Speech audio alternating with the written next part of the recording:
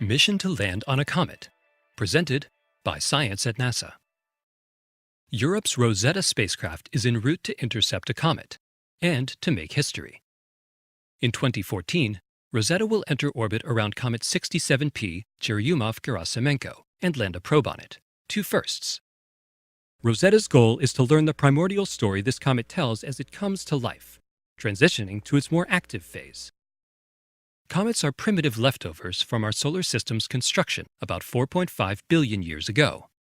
Because they spend much of their time in the deep freeze of the outer solar system, comets are well preserved, a goldmine for astronomers who want to know what conditions were like back in the beginning. As their elongated orbits swing them closer to the Sun, comets transform into the most breathtaking bodies in the night sky.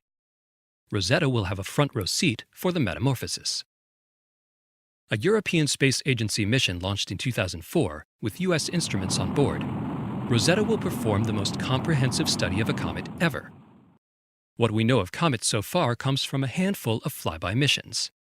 In some ways, a flyby is just a tantalizing glimpse of a comet at one stage in its evolution, says Claudia Alexander, project scientist for the U.S. Rosetta project at JPL.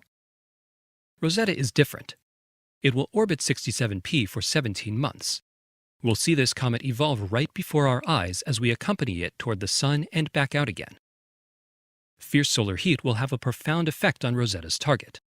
We'll watch the comet start as just a little nugget in space, and then become something poetic and beautiful, trailing a vast tail. At the moment, Rosetta is resting up for the challenges ahead. It's hibernating, engaged in its high-speed chase while fast asleep. Reveille is at the very beginning of the new year in 2014, when the spacecraft begins a months-long program of self-checkups. If all goes well, in August of the same year, Rosetta will enter orbit around 67P's nucleus and begin scanning its surface for a landing site. Once a site is chosen, the spacecraft will descend as low as 1 kilometer to deploy the lander. The lander's name is Philae, after an island in the Nile, the site of an obelisk that helped decipher, you guessed it, the Rosetta Stone. Touchdown is scheduled for November 2014, when Philae will make the first ever controlled landing on a comet's nucleus. When we land, the comet could already be active, says Alexander. Since a comet has little gravity, the lander will anchor itself with harpoons.